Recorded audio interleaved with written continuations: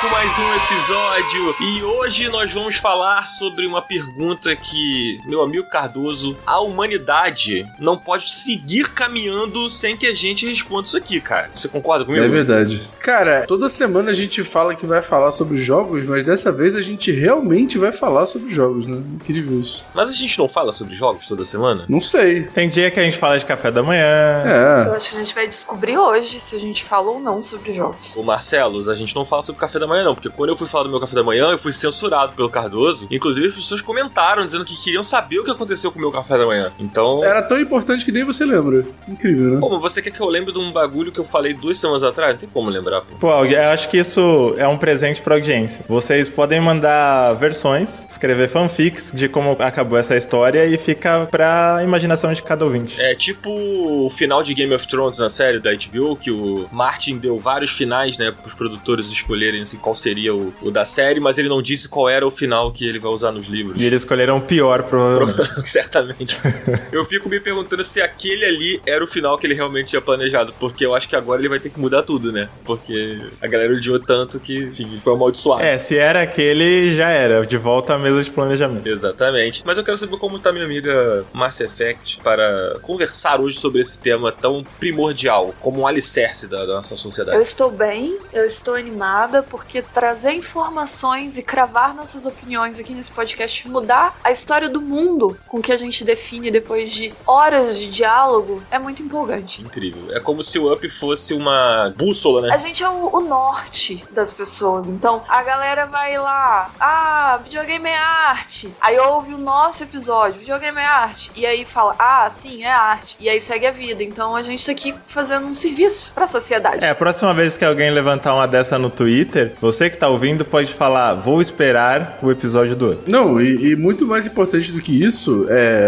mandem para o PH Santos o nosso episódio do Videogame é Arte, porque lá já tem a resposta que ele tanto buscava. Exatamente. Inclusive, no momento dessa gravação aqui, né, saiu uma entrevista do Hideki Kamiya lá na IGN. E começou, aí, não, porque o japonês nunca é, sei lá, um islandês, é sempre um japonês, impressionante. Cara, mas você conhece algum islandês que faz videogame? Fala aí pra mim. O Sunlake, pô, Sunlake não é islandês, sei lá? Ele é finlandês, acho. Escandinavo. Tu não sabe nem qual é a nacionalidade do teu namorado, cara? Pô, aí fica difícil. Pô, mas ele com certeza sabe da minha, porque ele já encontrou comigo, inclusive. É verdade, você é um homem inesquecível, não é mesmo? Exato. Mas eu dizia que o Kamiya, ele falou em uma entrevista que ele saiu lá da Platinum porque ele não acha que os jogos são coisas comerciais e sim uma forma de arte. Olha aí. Pô.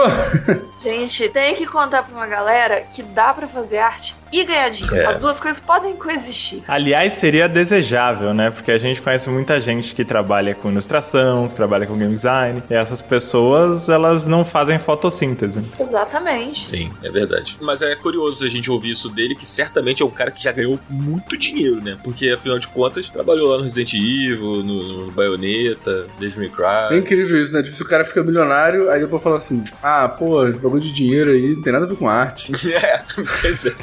Ai, nada a ver, né? Fazer as coisas por dinheiro. Ai. Exatamente. Pô, você que é designer aí, ó, porra, tu não pode receber dinheiro não, hein? Tem que receber apreciação. Faça como eu.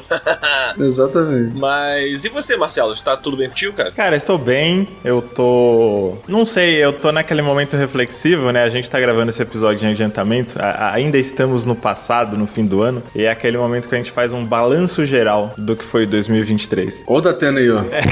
E o meu balanço geral foi maluco, trabalhei igual um camelo, pelo amor de Deus. Mas valeu a pena? Eu acho que não, Daniel. Trabalhar é uma merda, cara. Pô, tu sabe muito bem disso. Não, mas esse ano eu me mudei. Esse ano, pela primeira vez na vida, eu comprei um sofá. Eu acho que as coisas têm seus ônus e bônus. Mas, puxado. Gente, cuidem da saúde mental. Pô, cara, eu recomendo muito comprar um sofá. Eu tinha um sofá antigo no meu antigo apartamento. Esse é o Open Dica aqui hoje. Olha aí, adiantando o Open Dica. Eu tinha um sofá antigo no meu apartamento e ele tava meio ruim, assim, sabe? Só que eu não queria gastar dinheiro com um sofá novo, porque sofá é um bagulho caro, né? Não é uma coisa que você fala, vou comprar um novo aqui, como se fosse uma caneca. E aí, quando eu me mudei, né, a senhora jogadão fez um ultimato. Ou a gente compra um novo sofá, ou a gente compra um novo sofá. E aí, a gente comprou um novo sofá, parcelou, deu um jeito e tudo mais. E, cara, mudou minha vida, assim, porque hoje eu gosto de ficar no sofá, sabe? Eu quero ficar no sofá. Eu tenho um sofá muito merda, tô muito ansioso pra comprar um outro. Pô, compra um sofá. Eu já mandei o link do meu sofá umas 5 vezes pro Cardoso, porque toda vez que ele vem aqui em casa, ele fala, nossa, seu sofá é muito bom, manda o link. E eu mandei o link. É assim. Eu tô pronto pra ano que vem gastar uma pequena fortuna no sofá, mas ser aquele sofá que, tipo assim... O sofá, né? É, exato. A definição de sofá vai ser o sofá do Cardoso. Amigo, ansioso por Gente, vamos fazer uma tour de sofás da equipe? Vamos. Todo mundo vai na casa de todo mundo e a gente faz uma votação de qual foi o sofá mais edificante. Review de sofá. É o verdadeiro teste de sofá, né? Teste de sofá. O Metacritic dos sofás, né? Exato. Sofá crítico. Sofá crítico. Eu acho que a gente subestima o poder de se ter um bom sofá, né? E a gente subestima essa discussão sobre o quão importante é você ter um sofá. Assim como eu acho que as pessoas subestimam a discussão de o que são videogames. Porque a gente acha que a gente já sabe, né? Mas você, ouvinte, tá enganado se você acha que você já sabe. Pois você só vai saber a partir do momento que o nosso GOT de 2017, Marcelo Vinícius, trouxeram as respostas aqui pra gente. Afinal, essa pauta saiu de sua fabulosamente, não é mesmo, Marcelo? Essa pauta, ela é consequência da minha entrada no UP em 2023. Então, reclamações para o saque devem ir diretamente para... @Ricardo Nauts. Exato.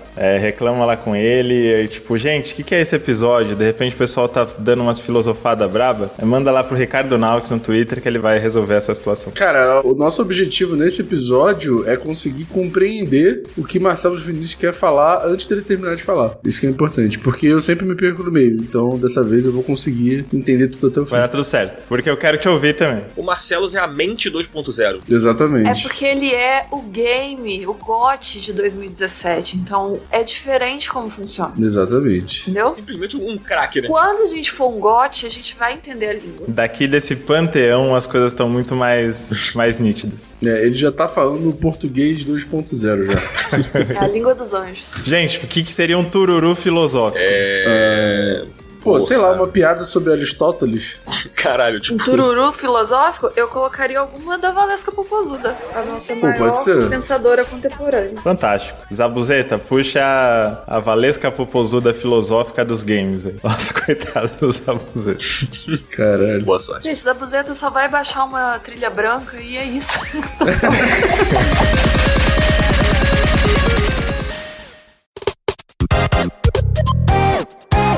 E vem cá, querido e querido ouvinte, já tem um tempo que a gente vem comentando aqui, mas não custa reforçar essa dica, porque agora ficou fácil ser a pessoa mais estilosa do seu bairro, do grupo do Zap e até mesmo da festa de aniversário do seu melhor amigo, né não, Marcelo? É isso aí, Dan. E aí quem tá ouvindo pensa, pô, do que esses caras estão falando? É claro que é da Chico Rei. E através do site dos caras, lá você encontra camisetas com uma qualidade absurda e várias estampas homenageando seus jogos, personagens e artistas favoritos. É só lançar uma, vestir e ficar bonitão na mesma hora. É tipo magia mesmo. Pois é, cara, e olha só, não é só camiseta não. A Chico Rei vende caneca, tem sketchbook, tem moletom e até meias super estilosas, que eu sei que aqui nosso querido Marcelo Vinícius gosta muito de andar de chinelo e meia, né? Eu gosto. Então, pra você aí que, pô, quer passar um frio, mas manter o charme, né? É só ir lá na Chico Rei, porque eu acho que quem não quer isso, né, cara? Pô, todo mundo, eu quero, já escolhi as meias que eu vou usar com o chinelo. E fica a dica pra você também, corre lá na Chico Rei, que tá sempre rolando uma promoção nova pra você aproveitar e dar aquela renovada no seu armário e no seu visual. Como sempre, o link tá aqui na descrição e tamo junto, Chico Rei, nós juntaços demais. É nóis, valeu, Chico Rei!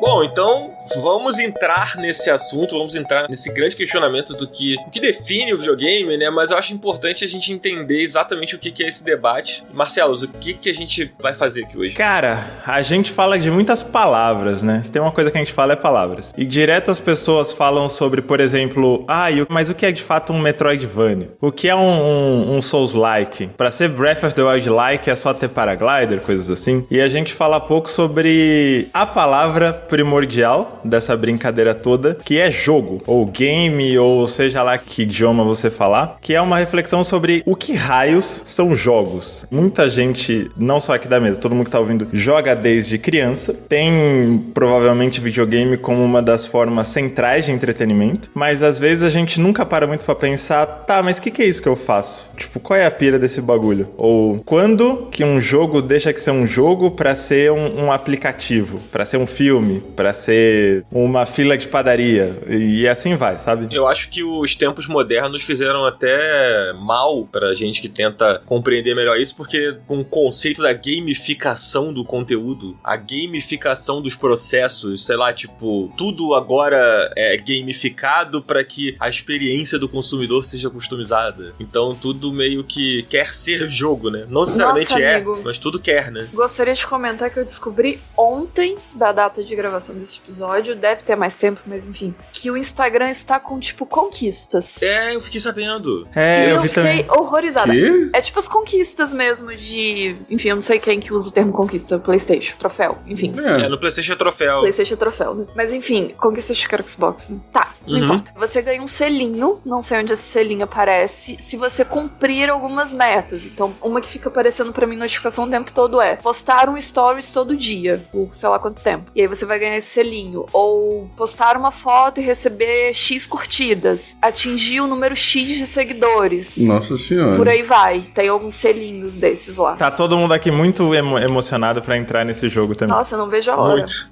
Eu recebi essas notificações que a Márcia tá comentando, mas eu não sei, tipo, em que lugar do aplicativo eu vejo as minhas medalhas, sei lá, não sei como é que é o nome, de conquistas, mas eu fui notificado, tipo, fiz um primeiro story do dia, recebi lá, tipo, como se fosse o progresso, né, dessa conquista em andamento aí. É. Mas é muito maluco, né, que hoje, tipo, tudo queira ser jogo. Tem um motivo, a gente pode tentar arranhar ele aqui, do porquê que videogame virou o maior fenômeno da indústria do entretenimento desse século. Já tava caminhando para isso no final do século passado, né? Mas acho que o século XXI é games. Acho que entrar nessa brisa de tá, mas que raios é jogo, ajuda um pouco a entender por que essa parada é tão forte. Mas eu quero comentar aqui, antes de tudo, como que a gente chega nesse debate, né? Porque tem gente escrevendo livro, tem gente acadêmico pirando em cima disso, e antes de tudo é legal definir o que esse episódio não é. Esse episódio não é uma conversa com rigor acadêmico. Tipo, não é especialidade de nenhum de nós quatro. Talvez tenha gente ouvindo aí que tenha jogo ou ludologia ou coisa assim como área de estudo. Então encarem isso aqui de uma forma bem leve. Se possível, deixem nos comentários também contribuições, recomendações sobre o assunto. Porque, por exemplo, pra mim, esse debate chegou ali no começo de 2010. Eu acho que foi quando ficou mais fervoroso. Já se falava um pouco antes, mas eu acho que isso veio muito com alguns jogos que as pessoas falam, ah, isso aqui não é jogo.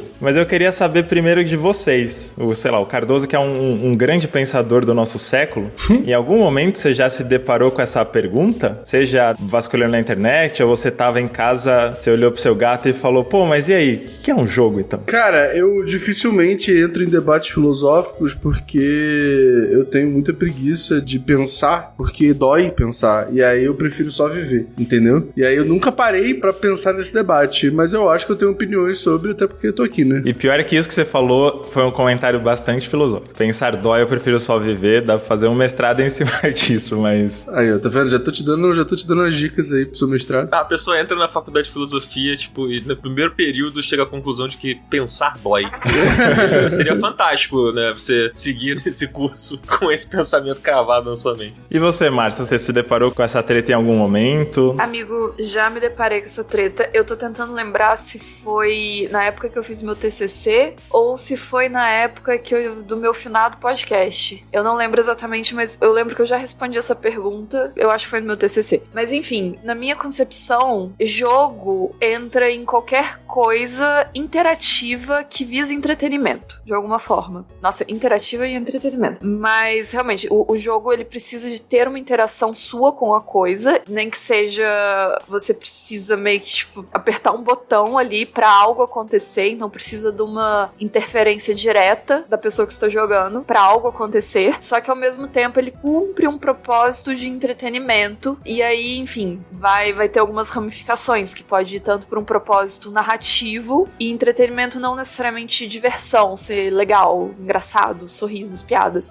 mas de te deixar ali envolvido em algo, em alguma atividade. E aí seja pra um lado narrativo, de você tá envolvido em uma história que tá sendo contada de algum jeito, com uma interação mais direta, ou seja algo que está te entretendo, de você ter funções pra serem feitas, seja, sei lá, dar tiro no alvo, pegar frutinha e levar pra não sei onde, enfim, tá nessa ramificação. Pô, isso é muito legal porque, por exemplo, quando a gente vai no metrô, tem aqueles totens com tela de toque pra você pôr crédito no seu bilhete. Eu não sei como é no Rio, deve ser parecido. Ou totem de banco, ou qualquer coisa assim. Que aí você tem uma tela e você tem um botão e você aperta botões pra coisas acontecerem na tela, certo? Só que a gente não faz isso pelo entretenimento. É só um bagulho que a gente faz com a intenção de carregar o cartão, sacar dinheiro, caixa eletrônico também funciona assim e tal. E eu acho que aí a gente já tem um norte legal, né? Pô, se é apertar botão num bagulho eletrônico que acontece coisas na tela é jogo, então o caixa eletrônico do banco é jogo. E eu acho que todo mundo concorda que isso seria esquisito, né? Sim, Eu acho que aí entra um pouco o que a Márcia falou, né? Tipo, acho que parte dessa base do que constrói um jogo, do que faz um jogo ser um jogo, é ele entreter você de alguma maneira, né? Eu acho que é a junção de dois fatores. É um fator mais mecânico, de fato, apertar botão e levar algo até algum lugar. E aí a gente, né, consegue classificar jogo sem ser videogame também, qualquer tipo de jogo. Então tem a parte mecânica da coisa e tem a parte lúdica, né, de você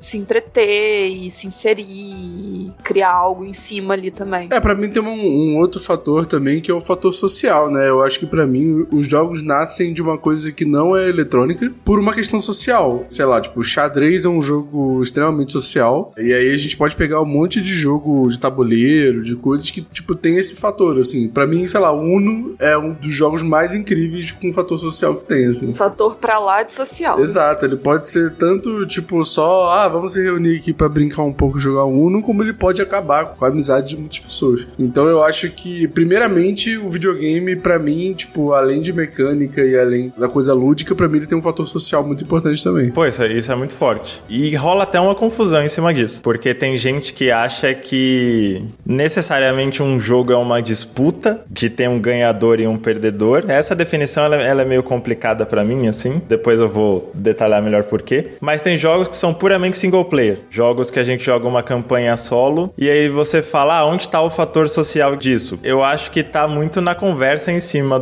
da experiência compartilhada que a gente teve com o jogo. Pô, a gente faz isso direto. O que você achou do último Homem-Aranha? Cada um vai ter a sua experiência e a gente vai compartilhar isso, né? Num lugar em comum. Mas eu acho também que se jogo é disputa e você joga sozinho, entra uma parada que é muito exclusiva dos videogames, que é a máquina, né? Quando eu era pequeno, a gente falava ir no fliperama e jogar com uma ficha só e jogar contra a máquina. Então continua sendo uma disputa contra o computador, ou o CPU, ou como vocês quiserem chamar. Você tem casos interessantes também, sei lá, como o Zombicide, por exemplo, que é um jogo de tabuleiro muito legal, que é você junto com os outros jogadores contra o jogo. Só que não existe uma CPU, não existe um computador ali, né? Então... De certa forma, ele é um CPU, porque ele tem um conjunto de regras que faz com que o jogo funcione sem que você precise fazer com que um jogo funcione, tipo isso. É obviamente que você, pessoa, vai ter que mover certas coisas pro jogo, porque o jogo é um jogo analógico, um jogo de papel, mas ele tem toda uma regra pronta ali pra fazer ele funcionar. Ele é tipo um videogame, de certa forma, assim. Só que a diferença é que o videogame você não tem controle sobre essa CPU, né? Num jogo de tabuleiro, por exemplo, você tem controle. Tanto que uma das coisas mais clássicas é tipo assim, porra, tu tá inventando regra. Porra, essa regra não existe. Então, tipo assim, dá pra você burlar e dá pra você fazer o jogo do seu jeito, né? Eu acho que os jogos de tabuleiro são um caso legal justamente por causa disso, assim. Pô, já vi muitas vezes, sei lá, no War, pô, lá pro fim do jogo a galera inventando coisa que não existe nas regras. E eu acho que esse tipo de debate, esse tipo de interação social conta muito também, né? Conta, mas eu acho que o War é bem diferente do Zombicide. Porque, tipo assim, o Zombicide você consegue jogar sozinho. Sim. É você e o tabuleiro. Mas é mó sem graça, né? Pô. Eu não acho legal, não. Sem graça. Não acho legal, não, mas ele permite essa possibilidade. Porque é isso, é como se ele fizesse às vezes de um jogo programado pra responder a uma pessoa, sabe? Enquanto o War precisa de pessoas jogando. Ô, Daniel, me responde uma coisa. Card games analógicos, Magic, essas coisas, é jogo? Ué. Pô, é. É pra caralho. Pô, é total, amigo. É super, pô. É tipo... Cara, o card game nada mais é que um baralho com regras diferentes, assim, tipo... Por exemplo, no baralho, né, você tem regras específicas que cartas funcionam com outras cartas, porque, sei lá, por exemplo, no buraco, né, você precisa montar a canastra, então você precisa de cartas específicas pra montar a canastra. No Magic da vida, você precisa de cartas específicas para ativar certas habilidades das suas cartas. Então, assim, tem a aleatoriedade, tem o elemento sorte, que é você comprar aquelas cartas, você conseguir as cartas que você precisa de alguma forma, e tem um conjunto de regras que cada carta tem. Então, acho que é super um jogo. Maneiro. Marcelo, você que é o nosso PhD aqui nesse assunto hoje, eu acho que a gente traçar esse paralelo com jogos de tabuleiro e jogos analógicos é uma maneira até mais fácil da gente entender sobre o que a gente tá falando aqui, né? Porque eu acho que o videogame ele é muito papum, assim, muito fácil de entender. E eu acho que os jogos de tabuleiro eles dão uma... É quase como a gente fazer um retrospecto e fazer uma linha do tempo pra entender o que são os jogos de onde eles vêm. Cara, eu tenho uma confissão, que é muito difícil pra mim engajar num jogo de tabuleiro por motivos de preguiça. E preguiça do quê? Eu acho que vai ajudar a gente na conversa. Eu tenho preguiça de sentar na mesa com a galera e ler as regras, ou ter alguém que é quem levou a caixa do jogo, quem já conhece o jogo, e explicar as regras pra todo mundo estar na mesma página. Isso sempre acontece quando, sei lá, você tá na casa de alguém, tá tendo um rolê assim, ficou meio tarde, aí já tá com umas cervejas na cabeça, e pô, vamos jogar um jogo? E eu tô muito na brisa da cerveja, da conversa, do não pensar muito, né? Porque pensar dói. Eu tenho o mesmo problema e sem cerveja na cabeça. E aí eu fico com preguiça. Aí o que eu acho que é a diferença do tabuleiro pro jogo eletrônico? Além do fato dele ser eletrônico, né? Dele ter um computador processando as coisas, exibindo numa tela e tal, o videogame, a programação do software, já tem as regras nele. Você não precisa conversar com todo mundo, tipo, ó, você não pode, por exemplo, sei lá, você tá jogando Mario e você fala, você avisa pra galera, ó, você não pode atravessar a parede. Você tem que dar um jeito de pular por cima. Não, o videogame já calcula isso. Ele tem a colisão do seu boneco com a parede, então você não pode atravessar. Então as regras do jogo, essa parte de você ter que processar todas as regras e ficar debatendo, isso pode, isso não pode, não, aí você tá roubando, é minimizada quando tem um computador controlando isso. Outro jeito de exemplificar isso, futebol. O videogame, ele faz a função do bandeirinha, do juiz, do VAR e da CBF. E a gente vê no futebol como você deixar essas regras pra interpretação humana dá treta pra caralho, né? E eu acho que tudo isso é jogo. Não tem nada especial no videogame na definição em si, além do fato de ele ser eletrônico e das regras serem controladas por um computador. Porque quando a gente tá falando aqui de jogo, a gente também tá falando de futebol, também tá falando de carteado, também tá falando de xadrez. Faz sentido pra vocês isso? Aliás, eu não perguntei pro Dan. Dan, primeiro, isso faz sentido? Segundo, esse debate tinha aparecido pra você em algum momento da sua vida? Cara, sim. E aí acho que entra um pouco no que o Cardoso falou agora do jogo de tabuleiro. É que assim, o maior período tendo contato com o jogo de tabuleiro foi mais na minha infância e ali na minha pré-adolescência. Que era aquela fase que eu era muito próximo dos meus primos e a gente se reunia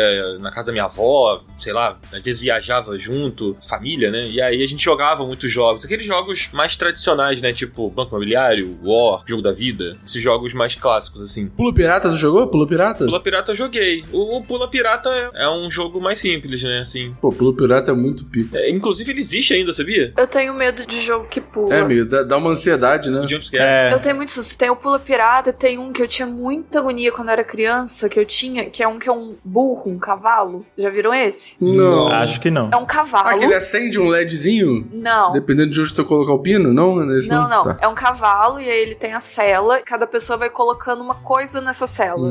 Peso. Então assim, é uma corda, é uma bota. Você vai colocando na cela do cavalo. Nossa, esse eu não conheço, não. E aí quando dá um peso específico, ele dá um coice e joga tudo pro ar. Nossa. E eu tinha muito nervoso desse. Caralho, que doideira. Na terapia perguntam, mas como começou sua ansiedade? Aí vem o flashback do... Veio o flashback Exato. do cavalo, foi. Eu gosto muito daquele das varetas também, que é um monte de vareta enfiada no negócio assim, aí você tem que ir tirando. Ah, tem umas bolinhas. Isso. Isso é bom. Ó, a gente tem duas coisas aqui que já eu tô anotando, né? Porque a gente tem o dever cívico de definir pra nossa audiência o que é jogo. E só dessa conversa aqui a gente já tem. A Márcia trouxe. Jogo é interativo com uma finalidade lúdica. Muito legal. Eu acho que os quatro estão de acordo, né?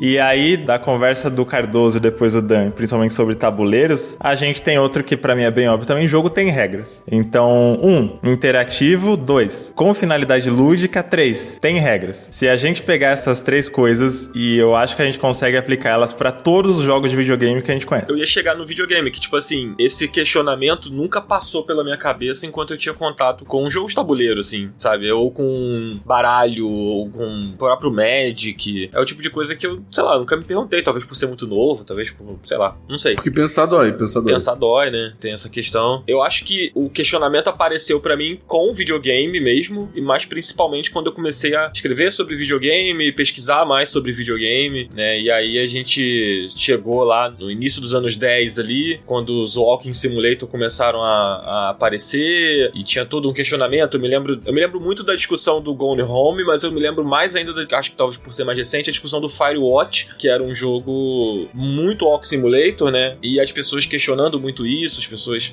não, mas isso aí não é jogo, isso aí é só uma experiência digital, sei lá. Pô, eu acho isso muito doido, porque os simuladores em si já existem há muito tempo. Sim. Muito antes desses jogos fazerem sucesso, tipo esses Walking Simulators e tal. E apesar de existir dentro da comunidade de simuladores esse questionamento, tipo assim, esse aqui não é um jogo, é um simulador e etc. Eu nunca vi esse debate tão aflorado quanto nos Walking Simulators, assim. Eu acho engraçado isso. Eu acho que o aflorou, tipo assim, se a gente for voltar no passado, lá atrás, não sei o que, você vai pegar, sei lá, aquele jogo lá do Commodore lá, que era o The Forest, que era basicamente um jogo em que você andava numa floresta e não tinha muita coisa pra fazer, assim. Então o Walking Simulator não é uma novidade, sabe? Só que, tipo, você conhece esse jogo, The Forest? Você jogou esse jogo, sabe? Alguém aqui jogou? Provavelmente não, sabe? É porque ele é um jogo nichado que você só ouve falar dele quando você vai pesquisar o assunto.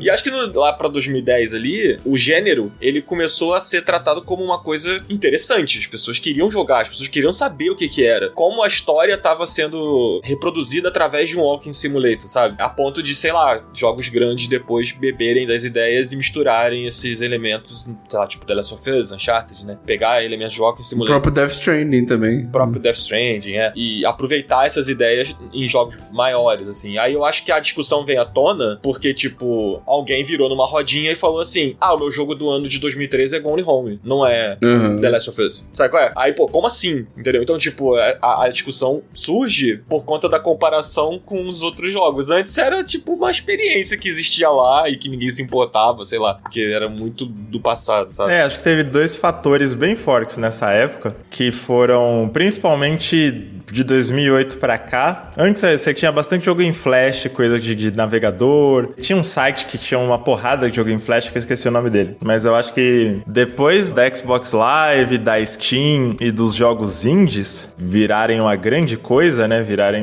um player, como dizem os caras no mercado, entrou um lance muito de experimentação. A indústria mainstream, ela tinha avanços de mecânicas, avanços tecnológicos significativos, mas eu acho que ela tinha menos liberdade, obviamente, que um estúdio indie de experimentar com outras possibilidades. E aí veio a popularização dessas engines, né, tipo Unreal e tal, e a galera é muito fácil, seria subestimar o trabalho, né? Mas é prático você fazer um jogo 3D em primeira pessoa nessas engines. E depois você ir customizando os assets e tal. As pessoas entraram nessa, né? Tipo, pô, eu não preciso de 100 grandes maluquices de combate ou de inimigos ou de não sei o que. Eu posso contar uma história dentro de cenários onde o jogador só caminha por eles. E eu acho que veio muito disso. E aí a gente tem Gone Home. Na época, esse jogo tá meio esquecido, mas tinha muito uma treta em cima de um jogo chamado Dear Esther. Não sei se vocês lembram desse. Eu conheço de nome, mas eu não me lembro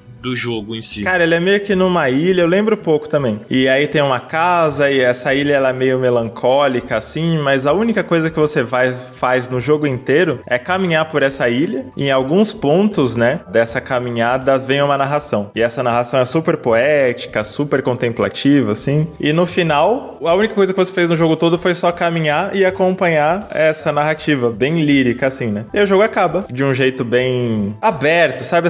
Que não é muito objetivo, assim, né? Fica meio pra interpretação. E o que a galera pensou na época? Pô, não existe um desafio. Eu acho que esse era o ponto do debate. Não tem como você morrer nesse jogo. E tem umas definições de jogo mais clássicas que entendiam que um jogo necessariamente tem um vencedor e um perdedor. E quando começaram a surgir esses jogos que são puramente narrativos, que você não morre, que você não tem combate, que você não tem conflito, veio uma galera na internet falar, Pô, não é jogo, é um walking simulator. de um jeito bem pejorativo, assim. Pô, falaram disso de Stanley Parable, falaram disso de Gone Home, eu acho que foi bem por aí. Não sei, você pegou essa treta também na época, Márcia? Eu lembro muito da do Firewatch, acho que foi a que mais me marcou, mas da época do Gone Home também. Acho que ultimamente que deu uma amenizada no jeito que as pessoas usam o termo Walking Simulator. Talvez pós Death Stranding a galera tem medo de usar esse termo e ser voltado contra eles. Fica aí jogando a minha teoria da conspiração. Mas eu peguei essa treta e assim, na minha visão, isso nunca foi de fato uma treta de opiniões. De,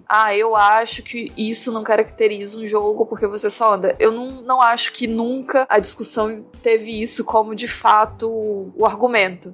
Pra mim sempre foi pra um lado de... A galera que usava muito esse argumento de forma pejorativa parecia que queria se colocar como superior. De, eu jogo o jogo de verdade, vocês estão jogando isso que nenhum jogo é. Então você não pode se chamar, enfim, de gamer ou falar que joga. Eu jogo de verdade, vocês não. Isso era o que mais me incomodava nessa discussão. Entrou num lugar de carteirinha, né? Ele aparece muito também com modo easy, com coisas assim. Que, aliás, o desafio era central nessa parada, né? Como o Gone Home não tem desafio, tem os puzzles ali e tal, mas ele não tem combate, ele não tem game over, coisas assim. Os gamers... Sempre eles falaram... Eu, que já zerei tanto e não sei o que, e meu catálogo da Xbox Live tem 2 milhões de jogos com troféu, e platinei não sei quantas coisas, me recuso a aceitar que estão chamando isso de jogo de videogame. Sabe uma coisa que eu acho engraçada? É que, assim, a gente tá citando muito o Gone Home, né? Que é um jogo de 2013. O Firewatch, eu não sei se é 15 ou 16, mas é tudo ali meio perto. Mas antes desses jogos, a gente teve Journey, que foi um jogo muito bem recebido pela crítica e tal, e que ele, de certa forma, é um walking simulator, né? Acho que se ele fosse em primeira pessoa, as pessoas talvez não tivessem gostado tanto dele, sabe? Iam replicar as críticas, iam tentar minimizar o jogo como fizeram com Gone Home, por exemplo. Mas eu acho que o Journey, ele faz mais ou menos a mesma coisa, assim. Ele tem poucas mecânicas, assim, além de você realmente caminhar, observar e progredir, né? Mas vou jogar um ponto do Journey que talvez seja isso que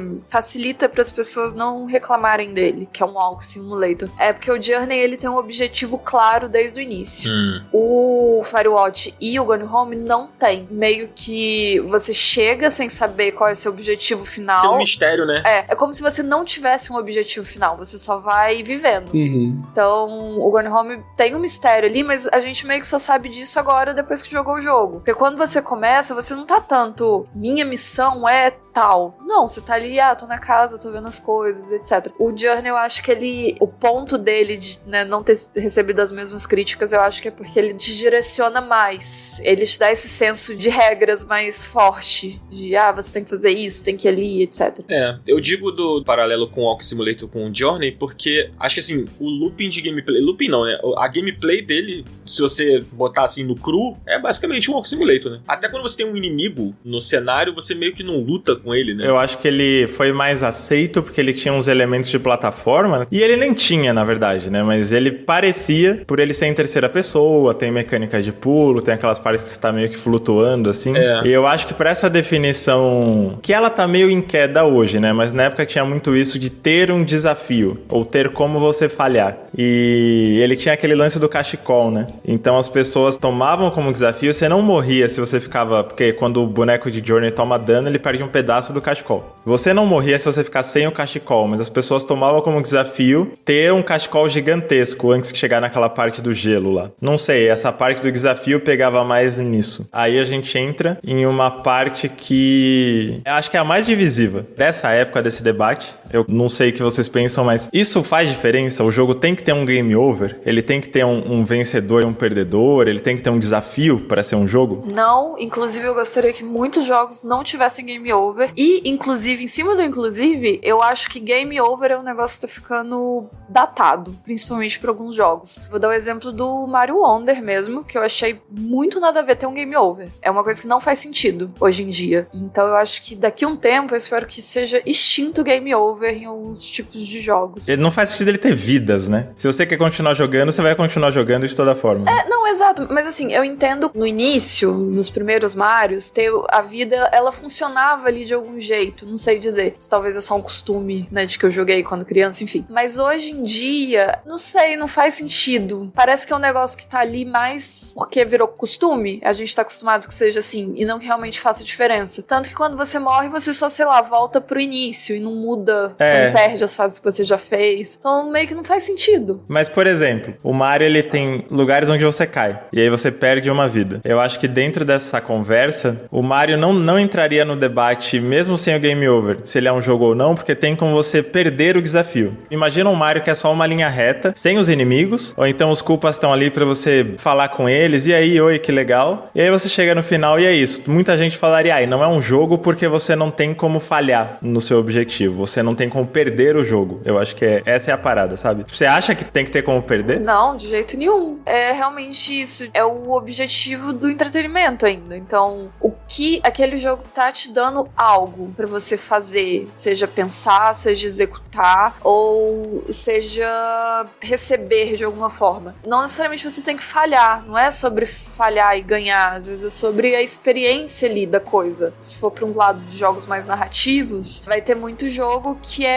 ele quer te contar algo, uma história, e apenas no jogo você vai conseguir absorver a história com as sensações que só um jogo vai te proporcionar, porque existe o fator imersão. Então você não tem um fator imersão do mesmo jeito num filme do jeito que você tem num jogo. Então você não precisa perder pra ser um jogo, porque tem ali o aspecto interativo e tal. Trazer de exemplo o What Remains of Edith Finch, a fase do peixe lá do irmão. Jogaço. Eu acho um exemplo incrível pra isso, porque é um jogo, né, cumprindo as características que a gente definiu aqui, e nenhuma outra mídia conseguiria te dar a sensação dessa experiência como um jogo te dá, por causa de todos os outros fatores. E ali não tem um ganhar e um perder, realmente é só passar por uma experiência. Mas eu acho também, eu sinto que são propostas diferentes, assim, seguindo o exemplo do Mario. Eu acho que o Mario, ele tem a vida, e ele tem o você perder, entre aspas, ali, porque ele precisa te ensinar a passar por certas coisas. Então, é aquela coisa de tipo assim, se você tem aprovação automática na escola, você realmente está aprendendo aquilo ali? Aquele questionamento que existe no município do Rio de Janeiro, por exemplo, eles aderiram à aprovação automática, né, nas escolas. E vários professores questionam isso, existe um debate de quem é professor, de quem trabalha lecionando no Rio de Janeiro, né, sobre essa aprovação automática. No videogame é tipo save state, sabe? Tipo, você salva na frente do inimigo e aí você morreu uma vez, você volta exatamente na frente dele, até que você consiga passar. Tipo, será que você aprendeu a usar a mecânica ou você só aprendeu a passar daquele inimigo? Amigo, então eu acho que o jogo... mas aí a gente vai quase pra discussão do modo easy.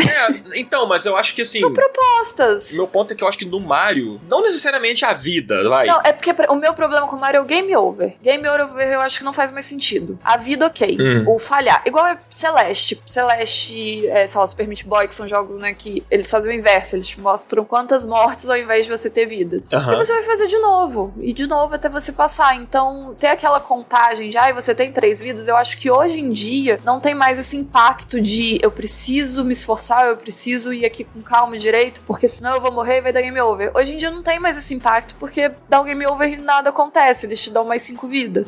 No Mario específico e em diversos jogos, eu acho ok ter a falha. Eu acho que realmente são escolhas artísticas aí, do que você quer passar, de como que você quer que seja a sua experiência do seu jogo. Então, no Mario, a experiência é uma experiência mais mecânica mesmo, de você pular e acertar o pulo e correr e fazer as coisas na hora certa. Então, ter a falha é essencial pra você aprender. Aprender. Seja aprender porque você entendeu o que é pra fazer e tal, ou seja porque você tá reproduzindo. De alguma forma, tem que dar certo. Você também tem que aprender o que você não pode fazer, né? Exato. A gente tá falando do Onde, mas eu tô pensando muito no primeiro Mario, assim, né? Que, tipo assim, a primeira fase do Mario, os primeiros passos do Mario ali, é aquilo, né? Você primeiro vê um cubo, aí você dá mais um pouquinho de passo pra frente e já vem o Goomba, e aí você vai provavelmente morrer se você nunca jogou, porque você não sabe que o Goomba é um inimigo, né?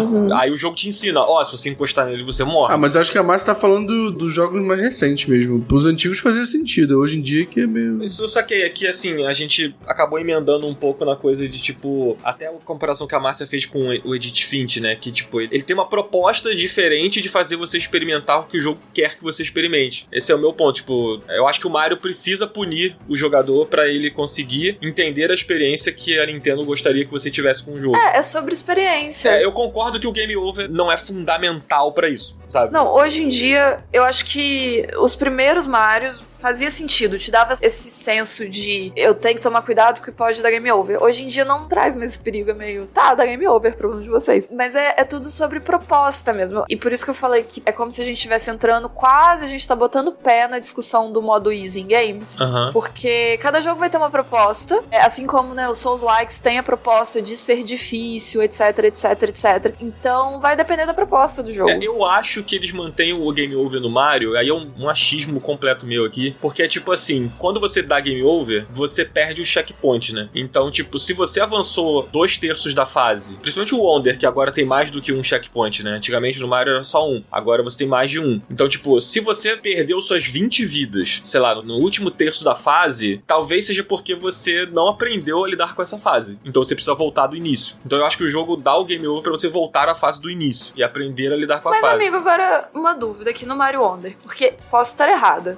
Minha lembrança não é tão boa. Mas na minha cabeça, quando eu joguei Mario Wonder e deu game over, eu voltei do início do mapa, mas as fases estavam todas abertas. Não, você volta só do início da fase que você tava. Então, você perde o checkpoint de dentro da fase. Isso. Tipo, quando deu game over, que diferença que fez, sabe? Você começa a fase do começo, não é? Exatamente. Mas apenas isto, então, tipo, ok. Acho que esse é o que eu tava falando, acho que esse é o papel, sabe? O meu palpite é que a Nintendo é cabeçuda, ela é teimosa com isso. É porque a coisa do game over, pelo menos antes, nos outros Marios, te dava uma urgência de eu vou perder tudo se der um game over. Sim. Agora não é tudo, é só a fase. E só a fase é ok. Você vai fazer de novo até você conseguir passar. Isso é meio que ok.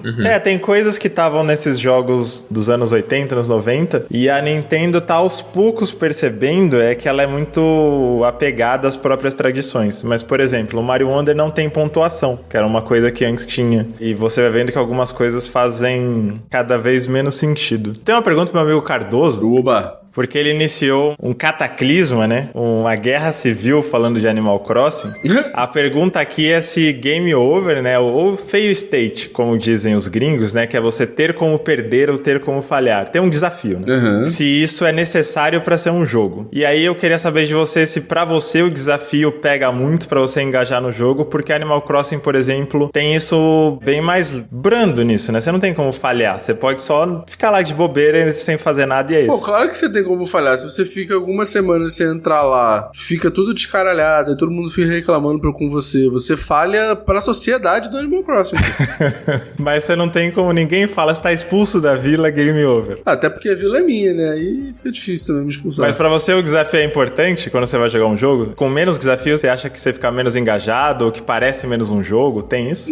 Não, cara, acho que não. Acho que depende muito da proposta e depende muito de como o jogo me atinge, assim. Teve vários jogos que são sem desafio nenhum, que eu me interessei, que eu amei. Vou dar como exemplo do Artful Escape. A parte dele, que é gameplay, de fato, tipo, o desafio é quase zero, assim, de verdade. É muito simples. Mas o jogo é muito gostoso e eu amei jogar. Então, eu acho que vai muito, tipo, se eu me interesso pelo debate que o jogo cria, se ele não for um jogo de desafio, do que só, tipo, mecânica, sabe? Só desafio. Vou dar como exemplo. Por exemplo, eu me interesso muito pelo Artful Escape, que tem zero desafio, e ele me atinge pela história, ou pelos debates que ele cria. Já, por exemplo, o God of War Valhalla, que eu tô jogando agora, ele me pega só pelo desafio. E eu tô, tipo, cagando pra história. Então depende. Eu acho que tem vários tipos de desafio, né? A gente tá muito acostumado com desafios que envolvem plataforma, ação, ou, sei lá, corrida, coisas desse tipo. Mas na época eu achava muito injusto com o Gone Home falarem que não é jogo, porque ele tem a parte de você montar um quebra-cabeça. E, aliás, eu definiria um quebra-cabeça como um jogo. É, um puzzle. É a definição de puzzle. Né? Então, e no Gone Home você tem, essa combinação eu tenho que usar naquele quarto que eu tava antes. Essa pessoa eu já vi ela citada em outro lugar. Tipo, o jogo não precisa te falar, você falhou, ou coisa assim, pra você tá resolvendo problemas e desafios, mesmo que eles não pareçam isso. Ou eles serem fáceis. Eu acho que aí entra muito nessa coisa do gamer de hardcore gamer, assim, tipo, o desafio pode ser fácil, ele pode ser simples, ele pode ser super acessível. Ele continua sendo um desafio, ele continua sendo um problema pra você resolver ali. Uhum. Eu acho que o desafio e o objetivo são coisas parecidas, só que apresentadas de forma diferente, né? Às vezes o jogo, você não vai ter um inimigo pra você enfrentar, tipo, então ele não é exatamente um desafio, mas pra você passar por uma determinada área, você tem que cumprir um determinado objetivo, que é, sei lá, ler todas as placas que te dão as letras, ou simplesmente ler todas as placas e aí a porta já abre. Então, tipo, é um objetivo ali que de certa forma é um desafio, porque se você não entendeu que você precisa ler as placas, você vai ficar travado naquele cômodo onde você tá. Então, assim, sempre vai ter alguma coisa que você tem que fazer pra poder avançar. Então, tipo, por mais que não seja derrotar um inimigo para finalmente terminar a fase, às vezes é, sei lá, ler uma informação pra finalmente você cumprir o objetivo e entender o final da história, que é o grande lance do Gone Home, por exemplo, do Firewatch, né? Você finalmente avançar e entender o que está acontecendo, sabe? Ué, assim como o Death Stranding também. O Death Stranding tem confronto, ele já abrange outras coisas, né? É, mas tipo assim, a grande parada do jogo é você ir do ponto A ao ponto B e você absorver a história de tudo que tá acontecendo indo desse ponto A ao ponto B. O grande desafio do jogo, do Death Stranding, por exemplo, é você andar. Tipo, tem um confronto, mas ele tá longe de ser a parte mais interessante do jogo e a parte mais lúdica do jogo. E Né? o confronto é meio evitável também, né? Então, Sim. acho que pela coisa do evitável, ele é meio como mais uma consequência do que uma coisa pela qual você deve passar, não sei. É, tem alguns momentos do jogo que você tem que fazer o confronto, mas eu acho que a maior graça do jogo, e por isso que ele foi muito criticado, inclusive, é a coisa do caminhar, é a coisa de você ir do ponto A ao ponto B, né? Pô, a primeira vez que eu entrei num riacho, numa correnteza, e eu fiquei pensando em manter o meu centro de equilíbrio pra não cair pisando nas pedras, eu lembrei de quando eu tava visitando cachoeira em São Tomé das Letras, assim. Então. Falei, caralho, isso é muito realista, não é nem a palavra, é imersivo. Uhum. Quase senti minha perna molhando e pisando ali, sabe? Cara, você tem que jogar a versão de PS5, porque com o DualSense, ele tem vários features, usando o DualSense aí, que faz a experiência ser mais incrível ainda. É bem foda. Vou jogar e a Márcia também. Se eu conseguir recuperar meu save do PS4, talvez. Já era, Então, amigo. que pena. Vocês querem uma atualização de como a gente tá? Vê se todo mundo concorda com isso. Eu tô anotando o que tá saindo do debate aqui. 1. Jogo é algo interativo. 2. Jogo tem finalidade lúdica. 3. Jogo tem regras. 4. Todo jogo tem um objetivo. E 5. Não precisa ter game over pra ser um jogo. Pô, a questão social geral cagou na minha cabeça, né? Esculacho demais isso Pô, aí. coitado do Meu Deus Cardoso, céu. tá? Amigo, a censura está cada vez mais pesada pra cima de você. É todo episódio. Amiga, é assim, cada dia que eu vou gravar eu penso, tipo assim, nossa, como é que vão me silenciar dessa vez? A quem interessa calar Cardoso? Porra. Mas eu acho que a gente lá atrás concordou, de certa forma, que o fator social não é fundamental, ele é uma característica que alguns jogos podem trazer. Pô, pra mim ele é fundamental. Vai falar que Fortnite não é uma experiência compartilhada e social. Vai falar que Free Fire não é uma experiência social. Não. Pô, Acho que o que o Dan quer dizer é que se o jogo não tiver um fator social, talvez ele ainda possa ser um jogo. É, exatamente. O God of War que o Cardoso tá jogando agora, ele não tem nenhum fator social. claro que ele tem. No mundo conectado de hoje, todo mundo compartilha todas as suas experiências, claro que ele é um fator social. Não, mas aí você está escolhendo levar ele para uma rede social, para uma conversa com amigos e tal, mas ele não precisa que você leve ele para essas conversas para ele funcionar como um jogo. Mas eu acho que sem isso, os jogos hoje, no mundo que a gente tem de hoje, eles não funcionariam tanto quanto sem isso, entendeu? Eu acho que o fator social do Cardoso entra como um asterisco para os tempos de hoje. Eu acho que os dois lados estão certos. De tipo assim, pra caracterizar um jogo não precisa do fator social, porque você pode jogar algo sozinho e guardar pra si e ainda ser um jogo, mas tendo em vista o contexto que todos nós estamos inseridos, é muito difícil você não levar pro lado social qualquer experiência que você tenha. É que eu sinto que essa é uma visão muito da gente, assim. Nós estamos numa posição de, tipo, criadores de conteúdo que, sei lá, trabalharam ou trabalham na área e por isso tem Amigo, muito... Eu não acho que é só não. isso. Eu não acho que é só isso. Tipo, o cara que só joga Fortnite, por exemplo, pra ele o fator social é muito importante. Ele vai sempre reunir os amigos pra jogar. O cara que só joga FIFA, vocês são fifeiros aí. O cara que só joga FIFA, o online pra ele é super importante. Ele convidar os amigos dele pra jogar é super importante. O campeonatinho que ele faz no final de semana com os amigos é super importante. O Free Fire, o fator social é o que mudou completamente o jogo, porque o jogo é extremamente acessível pra muita gente. E aí você via, tipo assim, cara, o sonho do moleque era ser jogador profissional de Free Fire porque ele via os moleques que vieram do mesmo lugar que ele sendo jogador profissional de Free Fire. Então eu acho que, assim, não necessariamente o peso social é importante pra mecânica do apertar dos botões ali do jogo, mas ele é importante pro que faz a gente ser uma sociedade, tá ligado? O jogo é um reflexo da sociedade. Então, tipo, entendi. Sabe? Eu acho que não dá pra viver sem isso. Eu entendo. Por isso que eu acho que entra como um asterisco. Tipo assim, não está ali na base pro termo técnico da coisa. O jogo vai continuar funcionando se ninguém falar sobre ele. Mas, tendo em vista o contexto que estamos, eu acho que é algo a levar em consideração. O exemplo que eu ia dar era que, assim, eu conheço pessoas que, tipo, sei lá, eu tenho um primo, por exemplo, que ele comprou um Xbox, assim. E aí ele, tipo, ele só joga Fórmula 1 e ele não joga com ninguém, assim. O ciclo social dele é, tipo, ele é bem mais velho do que a gente, assim. Ele é de uma outra geração e, tipo, os amigos dele e tal são os amigos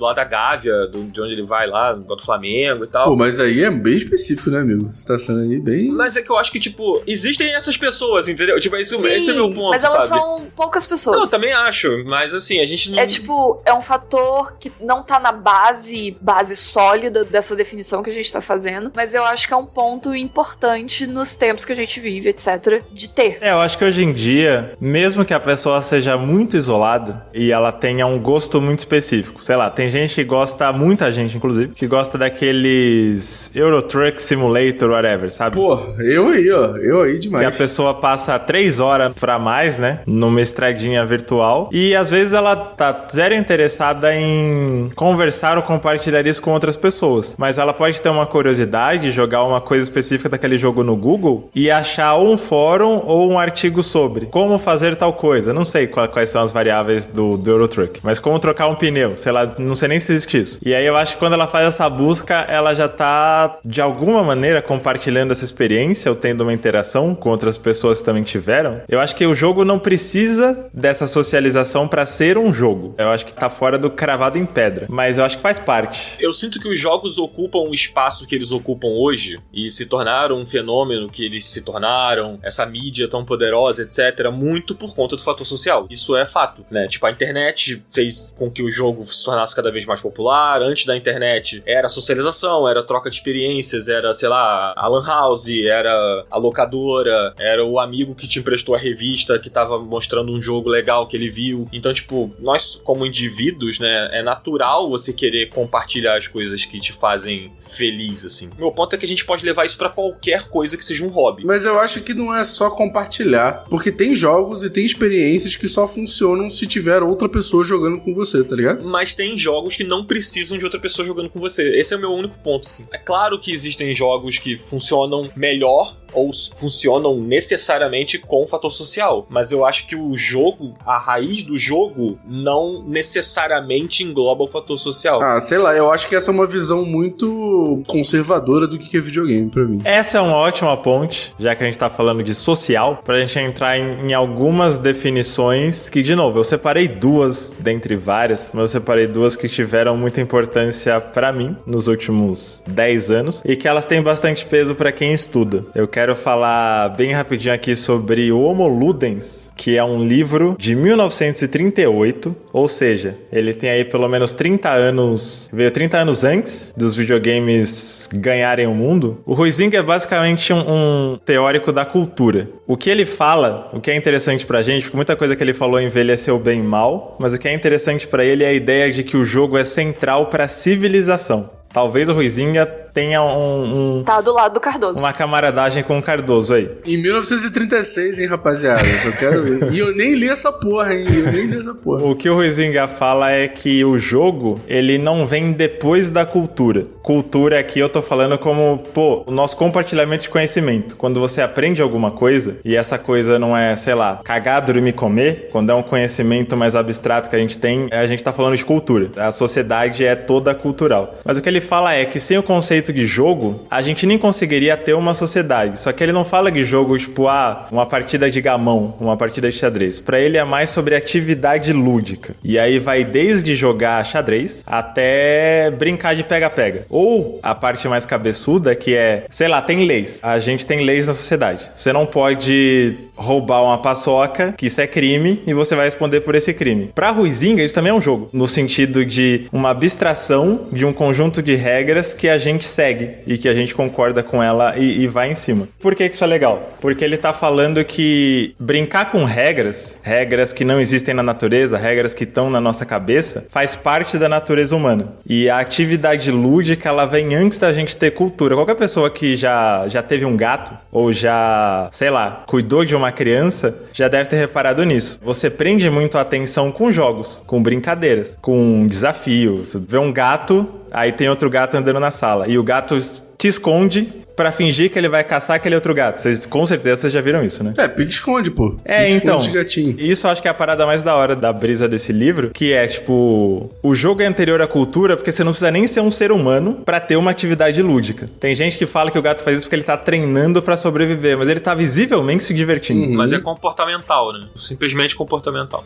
E uma criança, você, tipo, esconde a cara, aí mostra a cara. Um bebê, nem aprendeu a falar. Você esconde a cara, aí a criança fica esperando, vai aparecer de novo, vai aparecer. Aí a criança se racha de rir. Pro Huizinga, isso tá tudo dentro dessa coisa que a gente tem no nosso DNA, sei lá, na nossa natureza, que é nós somos seres que jogam, que brincam, que abstraem com regras nada a ver. Então, o lance do Homo Ludens é porque ele não acredita que a gente é Homo sapiens. Sapien de raciocinar, de saber. Porque antes a gente achava, somos os únicos seres racionais. Hoje a gente sabe que isso não é verdade. Então nós somos homo gamers? Isso! Ah, não. O que define, uma das características definidoras da sociedade humana são os jogos. E eu acho que aí, se a gente puxa essa ideia, talvez a gente consiga entender melhor porque que essa é a indústria mais dominante do entretenimento hoje em dia. Não vou nem só no videogame. Por que a Copa do Mundo para o planeta inteiro? Por que sai um trailer de GTA e todo mundo para o que tá fazendo em cima daquilo? Se a gente for pegar o que o Huizinga tá falando, é porque jogo faz parte da nossa natureza. Essa é a brisa. Fez sentido? Fez. Total. Uma curiosidade aqui. O Kojima é visivelmente muito fã desse livro. Cogênio.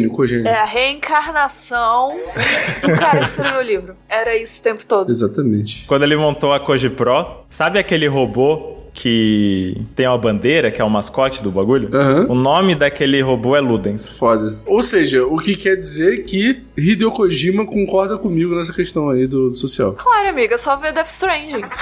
Exato. É isso que eu tô falando, pô. Tá ali. Ah, Daniel. Muito bem, Márcia. Quer dizer, então, que a mecânica de multiplayer do Death Stranding não é jogo? E ela não é fator social, Daniel? Mas eu não disse isso. É claro que é jogo, pô. Ah, então. Faz parte do jogo, Então. É isso aí. Mas você também consegue jogar o Death Stranding offline. Mas não é tão legal. Não, mas o fato de ele não ser tão legal não significa que ele não é funcional. Ah, mas não funciona muito bem, não. Funciona melhor no online, pô. Se você quiser os atalhos. Se você não quiser, você não precisa. E o Fortnite, tu pode jogar ele offline? Cara, você vai ficar dando 1000 exemplos aí e a gente vai ficar nessa gangorra de isso não é.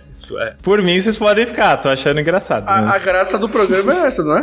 A gente já emenda um verso. Você tá voltando o assunto, a gente já passou dessa parte do assunto. Ah, mas não pode voltar. Porque o próprio Marcelo estava falando aí do Hideo Kojima, pô. Aí eu lembrei e dei um exemplo, não pode? Todo mundo pode dar um exemplo. Quando o Felipe Cardoso dá um exemplo aí, nossa, horrível. Exatamente, essas são as regras do podcast, ou seja, é um jogo gravar podcast. Olha aí. Olha aí, ó. Olha aí a ditadura aí do ditador. As regras são essas. Mas, Odan, se você gravar o podcast sozinho, ele ainda é um podcast. Você é a prova viva, Márcia. Ele ainda é um podcast, mas não necessariamente... Quer dizer, ele é um jogo, porque pra eu gravar, eu preciso dar play no Audacity. Pra eu dar play no Audacity, eu preciso ter esse equipamento. Então, olha só quantas coisas eu preciso fazer. Eu preciso ter a pauta, eu preciso falar, eu preciso ligar o microfone. Ainda na teoria do cara que eu esqueci o nome. É Huizinga. Parece que você tá falando Ruizinho. Ruizinho, parece mesmo. Ruizinho. Ah, e tem um outro livro que eu vou citar brevemente, que é o do Jesse Schell. Eu não sei falar o nome dele. SCHELL. S-C-H-E-L-L. Skell, não sei. Esse livro é bem mais recente, ele fala especificamente sobre videogames. Ele é de 2008 e ele chama A Arte do Game Design. The Art of Game Design, A Book of Lenses. Esse é um livro que muita gente usa em faculdades de jogos. Ele é muito citado e consultado academicamente. E ele tem uma parte que ele vai falar, né? Ele é muito voltado para quem quer ser game designer, mas tem uma parte que ele vai falar, tá, mas o que é um jogo? E ele dá uma puta de uma volta. Ele fala sobre a diferença entre jogo e brinquedo, por que um brinquedo, tipo, sei lá, um bonequinho dos Cavaleiros do Zodíaco não é um jogo e é um brinquedo, mas isso não é interessante pra gente. Depois de toda a volta que ele faz, ele dá uma definição. Jogo é uma atividade de solução de problemas abordada de forma lúdica. E agora que eu reli, eu fiquei muito impressionado porque a Márcia matou essa charada nos primeiros 15 minutos de podcast. Não, porque a Márcia, ela é econômica. A minha mente, por mais que eu esteja no processo de deixar meu cérebro liso, eu ainda não consegui alisar todas as partes do meu cérebro. Falei. E daí, dentro disso de o que faz um game designer, né? Eu acho que uma parada que é muito legal pra gente aqui é ele separa o jogo da experiência. Tipo, você vai trabalhar em um jogo, você vai desenvolver um jogo, você tá criando um conjunto de regras, você tá fazendo a programação, você tá fazendo a arte, você tá resolvendo bug e escrevendo uma história. Só que tudo isso tá ali no código do jogo, que vai pra um CD, pra um bagulho que você vai baixar numa loja virtual. Só que o jogo não é a experiência de jogar. E o que o game designer quer com o jogo é a experiência. Tipo, sei lá, no caso de Mario. A Nintendo quer que jogar Mario engaje as pessoas de uma maneira divertida, faça as pessoas pensarem em termos de pulos, de poderes, de pegar a bandeirinha, de pegar itens secretos, que essa experiência ela seja prazerosa, que ela seja gostosa. Então, quando a gente vai fazer uma análise, tipo a gente aqui no podcast, a gente vai revisar um jogo X, a gente tá muito mais falando sobre a experiência do que sobre o jogo. Aí, meu caro Twitter, é que eu acho que inevitavelmente qualquer jogo é arte. E com isso encerramos o podcast. Eu vou revisar aqui o que a gente tem, mas eu acho que ficou parecido. É interativo, tem finalidade lúdica, tem regras, pode ter um fator social. Ficou bom assim, Cardoso? Não, eu já aceitei que eu sou um merda. Todo jogo tem um objetivo e não precisa ter um game over para ser um jogo. O resumo de tudo, a Márcia já matou a charada lá do começo. Ele é interativo e a gente entra nisso de forma lúdica. Não necessariamente para se divertir, mas para ter uma experiência que não é obrigação. A gente tá indo porque a gente quer ter aquela experiência, não porque mandaram a gente ter. Depende, isso depende. É, se você é o Neymar, você não quer jogar futebol, mas você tem que ir pra ganhar 2 milhões e continuar burlando a Receita Federal. Exatamente. E pra pagar a pensão dos 328 milhões de filhos que ele tem que cuidar. E aí, só pra amarrar esse raciocínio todo, por que caralhos é interessante a gente debater esse tipo de coisa? E eu vou citar bem rapidinho. Tá rolando uma parada no Brasil, em trâmite de um marco legal dos games, que é você regulamentar o mercado de jogos. Só que pra fazer isso, você tem que saber o que é um jogo. Porque sites de apostas, por exemplo, tentaram se beneficiar dessa lei falando que eles também são jogos. E aí você cai nesse debate, que raios é um jogo? Outro exemplo do porquê que esse debate pode funcionar de maneira prática. A Márcia falou da gamificação do Instagram, certo? No momento que a gente pensa o que é um jogo e o que a gente quer, se a gente tá indo com uma intenção lúdica, se a gente quer entretenimento, se a gente quer arte, se a gente quer o que quer que seja, talvez o que o Instagram tá fazendo não seja um jogo. Talvez o que ele tá fazendo seja uma coisa meio... aperta esse botão que eu jogo um pouco de alpiste, que eu te dou uma recompensa pra você ficar felizinho e continuar na nossa plataforma, mesmo que não seja a sua vontade. É um adestramento. É, mas a gente não definiu como jogo isso não, porque isso é de fato é apenas a gamificação da coisa pra jogar um alpiste e você ficar feliz. É, exatamente. Eles vendem como uma gamificação, Sim. mas não é um jogo, é um adestramento. É você ficar dentro da plataforma. É essa definição mesmo, né? Tipo, não é um jogo.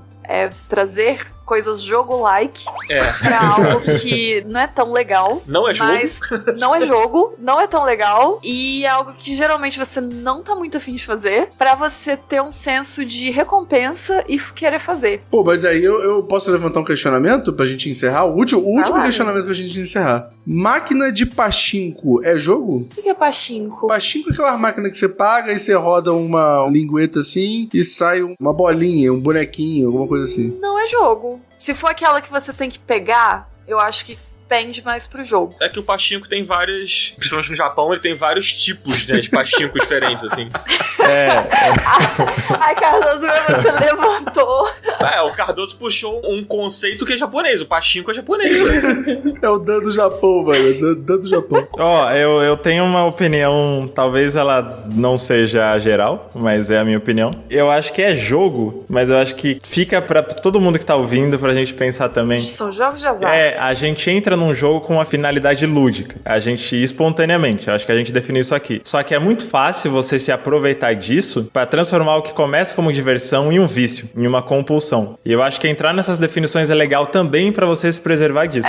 Amigo, lembrei que um tempo atrás teve alguma treta disso no mundo do game design, de que estavam sendo feitos jogos visando viciar as pessoas, realmente, porque esse senso de recompensa, que é isso que o Instagram tá fazendo, é te dar uma recompensa pra te prender mais ainda dentro do aplicativo deles. E aí outros jogos estavam fazendo isso também. O jogo do Tigrinho é isso aí, né? Também. Ele te dá uma recompensa que você acha que tá tirando onda e quando você vê, você tá ali viciado. Jogo de azar é jogo? Aí, ó, fica aí a reflexão. É jogo, mas de azar. Você pega o conceito de jogo e você usa isso pra tirar a parte lúdica. Você dá uma roupagem pra pessoa começar se divertindo, mas ela fica ali pela compulsão ou pela esperança de ganhar dinheiro. E eu acho que aí tá o grande alerta.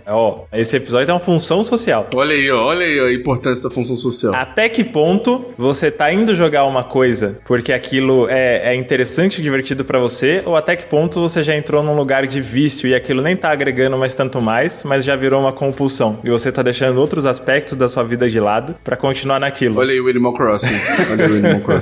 Não, mas eu tenho uma pergunta pra finalizar, então. Agora é a pergunta final. Então, se o Animal Crossing estivesse em maquininhas de jogo do bicho, seria considerado jogo de azar? Amiga, ele já é considerado jogo de azar sem isso. Imagina com isso. Porra, se ele valer dinheiro, sim. Você vai lá, pega o dinheiro emprestado e você de fato fica devendo dinheiro pra pessoa que é a dona da maquininha. E o dono da maquininha é ninguém mais, ninguém menos do que Tom Nook.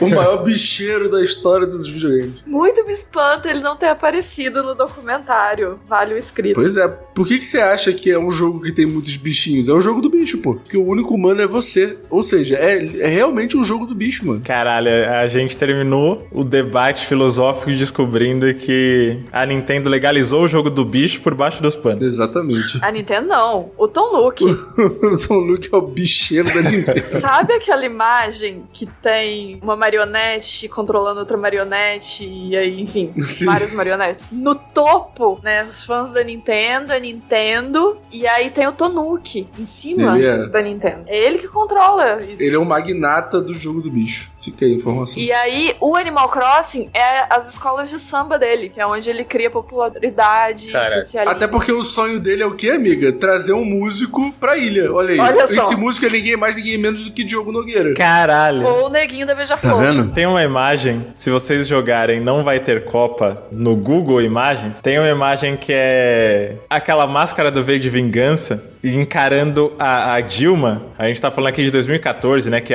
não vai ter Copa e tal. E tá a frase, tudo termina aqui. Como se fosse o confronto final. Eu queria uma imagem que de um lado é a cara do Cardoso de perfil, do outro lado é o Tom Nook. Com essa mesma tensão, escrito, tudo termina aqui. Vamos resolver essa história. Esse é o meu sonho. Capa da Veja amanhã. Exato. Veja São Paulo pra eu poder compartilhar no Twitter. Então é isso. Animal Crossing é jogo do bicho. Jogo não tem que socializar porra nenhuma. E o Kojima é gênio. Acho que essas são as conclusões que a gente tirou nesse episódio aqui. Cogênio. Não fui eu que falei do fator social agora. Hein? Não, mas é porque foi você que começou, né, amigo? Aí as pessoas decidiram. Não, o Marcelo só tá chutando cachorro morto. Exato, porque quando o ditadão fala, todo mundo tem que acatar. Entendi.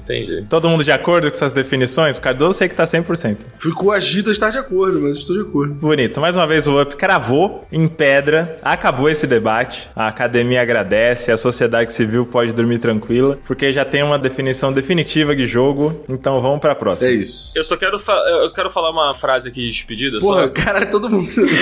Não, é só uma frase. A gente foi os Avengers, tá ligado? Cada um com uma frase de efeito de despedida. Fala aí. Não vou debater, não. Só vou falar. Blockchain não é jogo. Ah, mas nem existe mais isso, amigo. Isso aí já... Porra, já ficou pra trás. Não vou debater. É só isso, gente. Blockchain não é jogo. É isso. Up indica rápido, fast, cada um com 30 segundos. Vai lá, 30 segundos, Ó, Cardoso. DLC do God of War, DLC de graça pra todo mundo que tem aí o jogo, né? Logicamente, você tem que ter o jogo. Você passa depois da história, então você tem que terminar o jogo. É um roguelite muito pica e eu estou completamente viciado e maravilhado com essa DLC. Mas é jogo? É jogo. Márcia, tem que indicar jogo, Márcia. Ah, jogo? Tem que ser jogo. Aí acabou com a massa, coitada, porra. Acabou comigo. Eu não sei o que é jogo. Não sei o que é jogo. A gente acabou de debater. Ai, não sei, gente. Vai pro Marcelo quando eu penso. Pera.